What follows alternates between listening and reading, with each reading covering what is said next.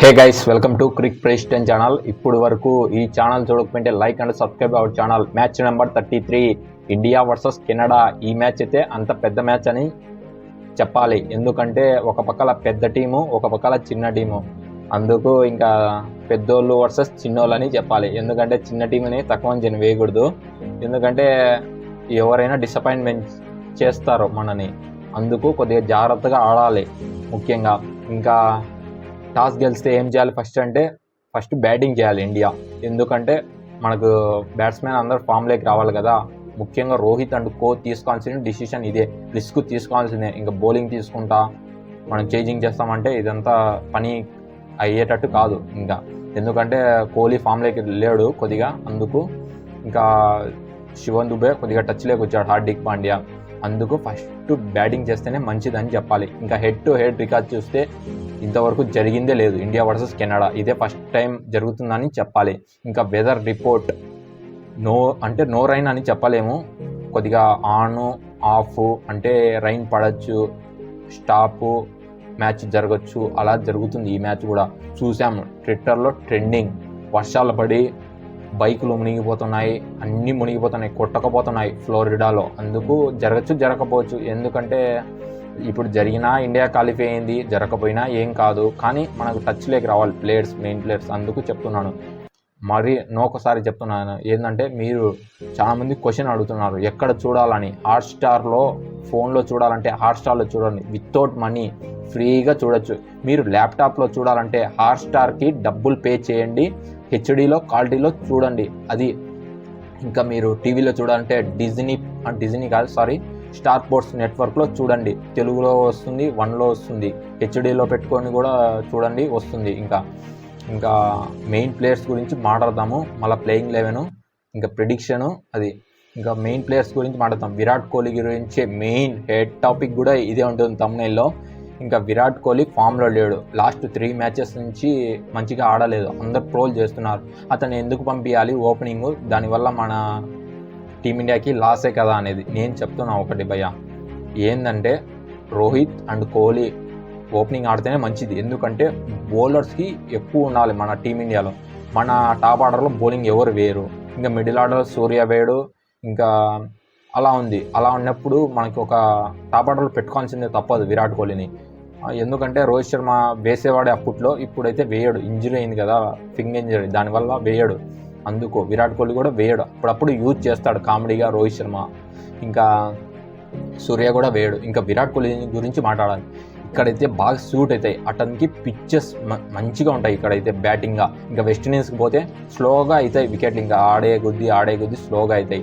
అక్కడైతే main crucial అవుతాడు. ఎందుకంటే యాంకర్ ఇన్నింగ్స్ ఆడితేనే లాస్ట్ వరకు విరాట్ కోహ్లీకి అక్కడైతే ప్లస్ పాయింట్ ఉంటుందని చెప్పాలి. అక్కడి నుంచి కమ్బ్యాక్ కావచ్చు విరాట్ కోహ్లీ. ప్రతి మ్యాచ్ రన్స్ కొడితే మనకు మంచిగా ఉంటుంది. అందులో సూపర్ 8 పోతున్నాం కదా. రోహిత్ అండ్ కోహ్లీ మంచి ఫామ్లోకి రావాలి. ఈ మ్యాచ్లో కొద్దిగా రన్స్ కొట్టి వాళ్ళిద్దరు వస్తే మనకు కూడా ఆనందం, టీమిండియా ఫ్యాన్స్ కూడా ఆనందం. అది కోచ్కి కూడా అందరికీ అది రావాలి, వస్తుందని నేను అనుకుంటున్నా. ఇంకా సూర్య కూడా మంచి ఫామ్లోకి వచ్చాడని చెప్పాలి. ఇంకా రిషబ్ పంత్ అతను కూడా లాస్ట్ మ్యాచ్లో మంచి డెలివరీ పడింది, అవుట్ అయినాడు. ఒక 22 రన్స్ కొట్టి అవుట్ అయినాడు. మనం ఏం చేయలేము, అది మామూలే. మంచి డెలివరీస్కి అంత పెద్ద బ్యాట్స్మెన్లకు కూడా పడుతుంటాయి. అవి చూస్తానాలి, వెళ్ళిపోతానాలి. ఇంకా సూర్యకుమార్ యాదవ్ మంచి ఫామ్లోకి వచ్చాడని చెప్పాలి. లాస్ట్ మ్యాచ్లో 49 బాల్స్లో 52 రన్స్, స్కూపు, పెడల్ స్వీప్ అన్నీ మంచిగా ఆడుతున్నాడు. అది ఇక్కడ ఇంకా ఇంప్లిమెంట్ చేస్తాడని చెప్పాలి. ఎందుకంటే ఇక్కడ బ్యాటింగ్ ప్యారడైజ్ ఉంటాయి, అందుకు వస్తాయి, ఇంకా రన్స్ వస్తాయని చెప్పాలి. ఇంకా అతనైతే ఇక్కడ క్రూషియల్ అవుతాడని చెప్పాలి. చిన్న టీం కదా, ఇక్కడ రన్స్ కొట్టాలి. ఇక్కడ కొడితేనే మనకు సూపర్ 8లో కొట్టేదానికి ఇంకా ఛాన్సెస్ ఉంటాయి. ఇంకా హార్దిక్ పాండ్యా అతనైతే బ్యాటింగ్తో ఇబ్బంది పడుతున్నాడు. ఫామ్ అయితే రావట్లేకున్నాడు. బౌలింగ్ అయితే అద్దరు కొడుతున్నాడు, బౌన్సర్లు వేస్తున్నాడు. వికెట్ లీడింగ్ ఇన్ ఫ్రంట్ అని చెప్పాలి వైస్ కెప్టెన్. మనం చూస్తున్నాం 7 వికెట్ తీసాడు 3 మ్యాచెస్లో. అది మంచిగా వేస్తున్నాడు, అది ఓకే. బ్యాటింగ్ కూడా వస్తే ఇంకా మంచిగా ఉంటుంది టీమిండియాకి. ఇంకా అక్షర్ పటేల్ అతనైతే అద్దరు కొడుతున్నాడు.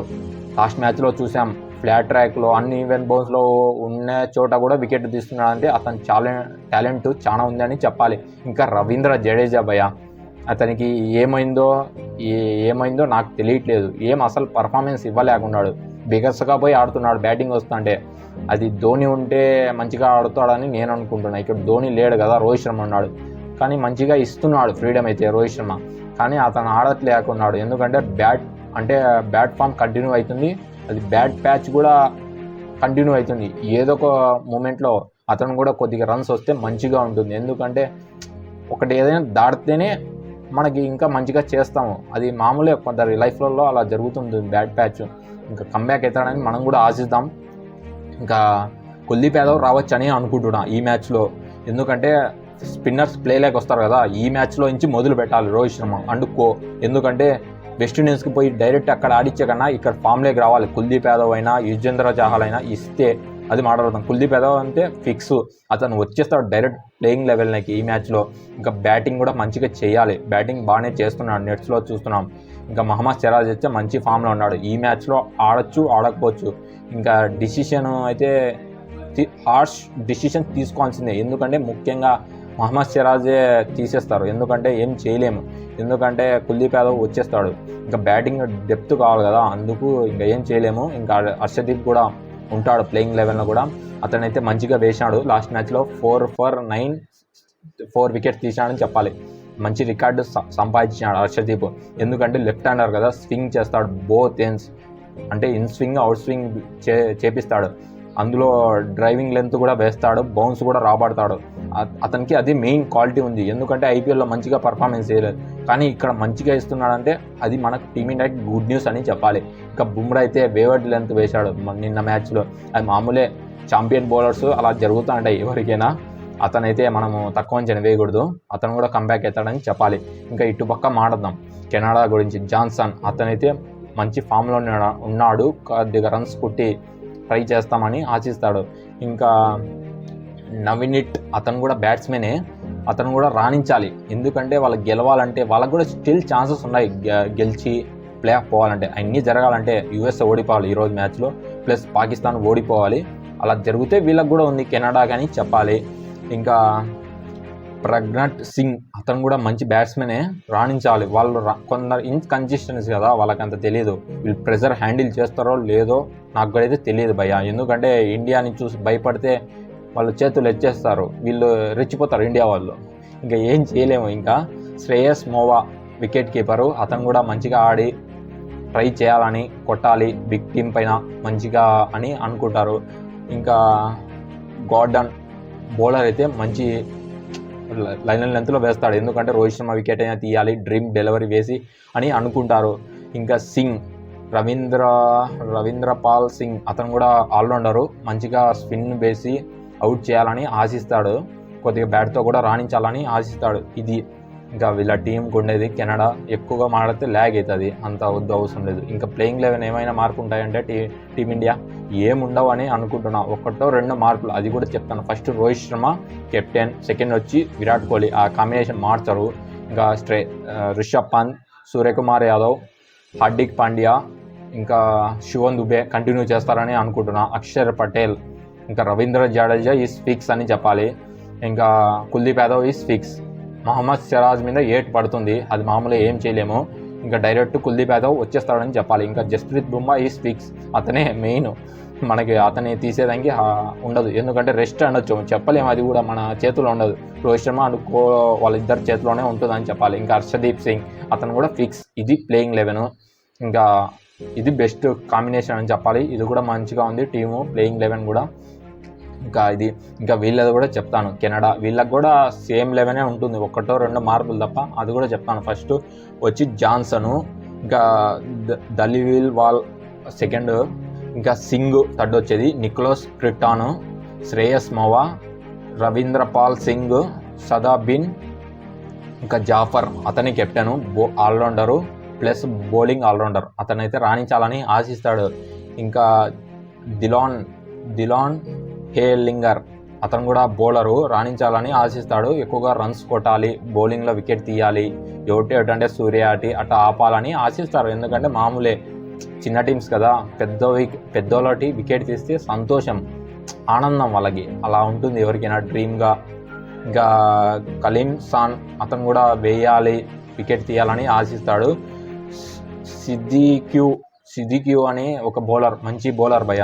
స్వింగ్ మంచి బౌన్స్ రాబడతాడని చెప్పాలి. ఇంకా గార్డన్ అతను కూడా మంచి బౌలర్ అని చెప్పాలి.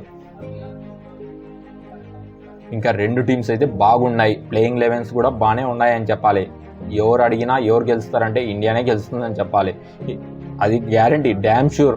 క్వశ్చన్ పేపర్ ఇచ్చి ఇంకా ముందే క్వశ్చన్ పేపర్ ఇచ్చి ఆన్సర్లు రాయర్రా అంటే ఎగ్జామ్లో ఎట్టుంటుంది అలా ఉంది టీమిండియా పరిస్థితి.